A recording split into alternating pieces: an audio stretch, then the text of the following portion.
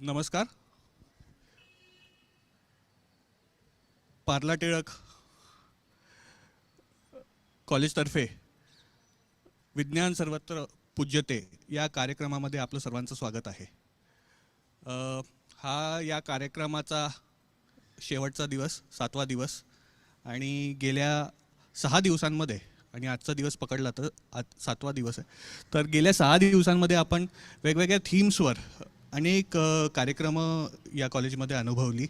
त्यातून बरंच काही शिकायला मिळालं असेल, बरंच काही तुम्ही घरी घेऊन गेला असाल विचार, नवीन काही युक्ती योजना वगैरे तुम्ही आखल्या असतील मनामध्ये.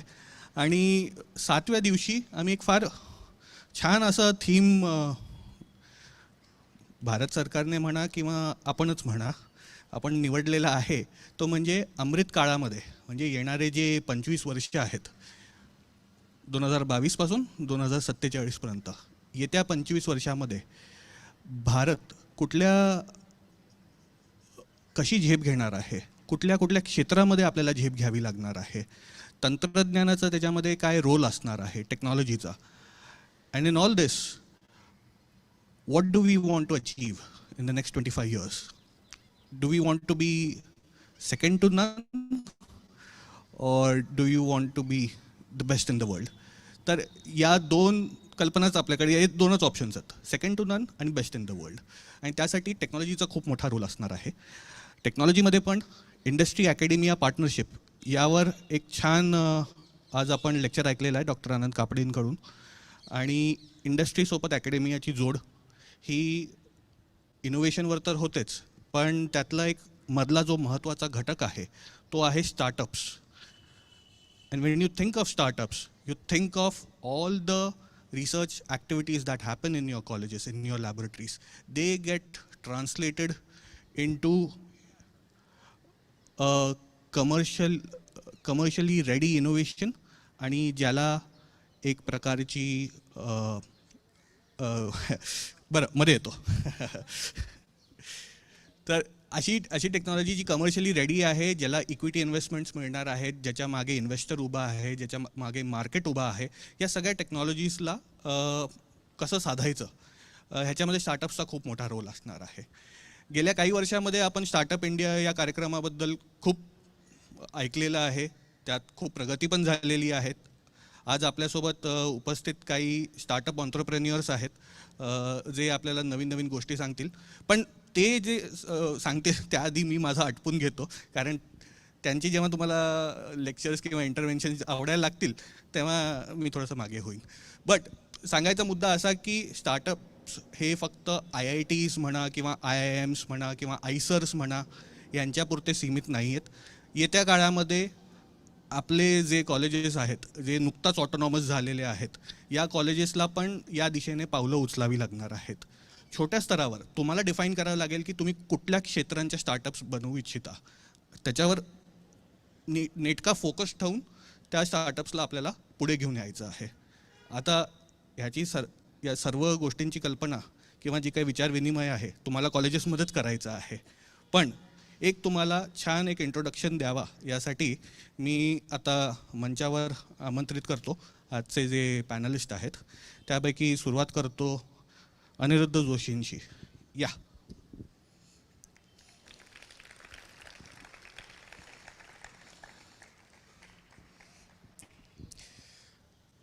त्यांचा परिचय मी त्यांनाच करायला लावणार आहे. सो एक एक करून पहिले इन्व्हाइट करतो. स्वप्नील आगरकर.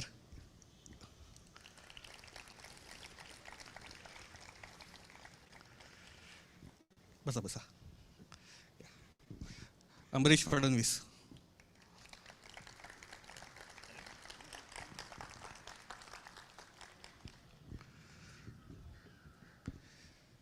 तर एक रूपरेखा सांगतो.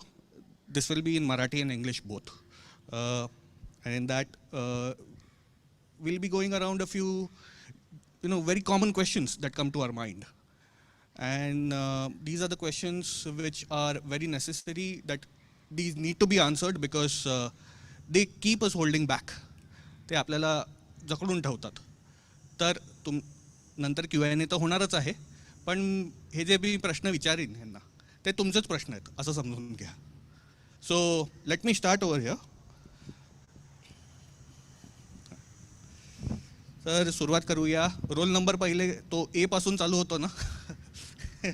अंबरीश. हा, हे घे. ऑन आहे. हॅलो. अंबरीश इंट्रोडक्शन करा प्लीज. माझं नाव अंबरीश फडणवीस. बायोटेक्नॉलॉजिस्ट आहे मी. BTech MS PhD IIT बॉम्बेत सायंटिस्ट होतो आणि स्वतःची स्टार्टअप कंपनीज टाकल्या आहेत.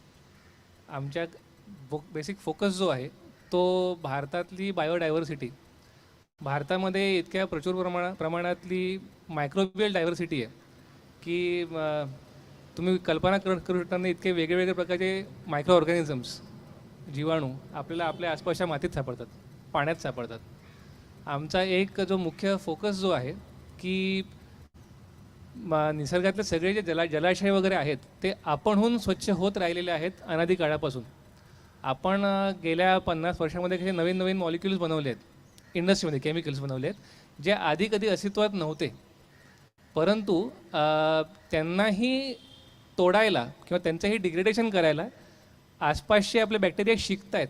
त्याला आपण ॲडॅप्टिव्ह एव्होल्युशन म्हणतो इन टेक्निकल टर्म्स. बेसिकली ते उत्क्रांत होत आहेत. या उत्क्रांतीची जी ओढ म्हणा किंवा ही जी टेंडन्सी म्हणा प्रत्येक जीवाची असते, त्या टेंडन्सीला आपण वापरून how can we use this tendency to do bioremediation, हा आमचा पहिला फोकस आहे. की जे सांडपाणी बनतं, आपलं घरगुती सांडपाणी नव्हे, इंडस्ट्रीयल सांडपाणी जे अनेक पटीने घाण असतं in terms of its TDS म्हणा, TSS, वेगवेगळे जे घटक आहेत, पॅरामीटर्स आहेत, खूप मोठ्या प्रमाणात घाण असतं ते. तर we need to find those bugs, तसे बॅक्टेरिया जे ते मॉलिक्युल्स तोडू शकतील. आणि बायोलॉजी इज एक शाश्वत सोल्युशन आहे. कारण जेव्हा बॅक्टेरिया एक मॉलिक्यूल तोडतो, एक पोटॅशियम सायनाईडचा मॉलिक्यूल उदाहरणार्थ घ्या, एखादी कंपनी ते बनवते आहे आणि ते सायनाईडचा मॉलिक्यूल पाण्यात सापडतो आहे, एफ्लुएंटमध्ये सापडतो आहे. बॅक्टेरिया जर त्याला तोडू शकला, it can convert that cyanide into CO2 and N2 directly. प्रश्न मुळासकट संपतो. आपण जेव्हा बाकीचे बरेचसे काही टेक्नॉलॉजीज आहेत त्याला इव्हॅपोरेट करतात किंवा त्याला ड्राय करतात, आपण समस्येला फक्त वेगळं करतो आहे. आपण कचरा बाजूला काढतो आणि बाजूचा कचरा आपण कुठे डंप करतो आणि पाणी आपण वापरतो. If we are able to teach bacteria to degrade it thoroughly, तर त्या कचऱ्याचा नामशेष देखील उरणार नाही. आणि हे शक्य आहे, हे निसर्गात होत असतं. आपल्याला फक्त युझिंग बायोटेक्नॉलॉजी कॅन वी ॲक्सलरेटेड.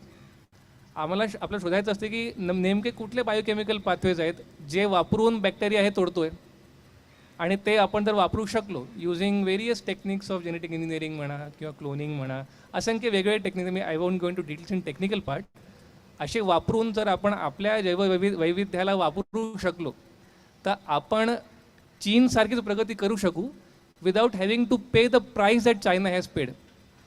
कारण चीननी ही जी भरमसाठ प्रगती केलेली आहे त्याची किंमत फार मोठी मोजलेली आहे त्यांनी, जी बाहेर येऊ देत नाही कारण ती लोकशाही नाही वगैरे कारणं वेगळी आहेत. परंतु त्या कचऱ्याचं काय होतं हे तिथं कोणी विचारत नाही. आपल्याकडे लगेच आंदोलन उभी राहतात. सो आपल्याकडे आपली एक स्ट्रेंथ आहे ती की if we are able to use our biodiversity, engineer it to solve our own problems, not just waste management but also producing novel molecules, नवीन नवीन गोष्टी बनवायला, ज्या गोष्टी पेट्रोलियमपासून बनतात.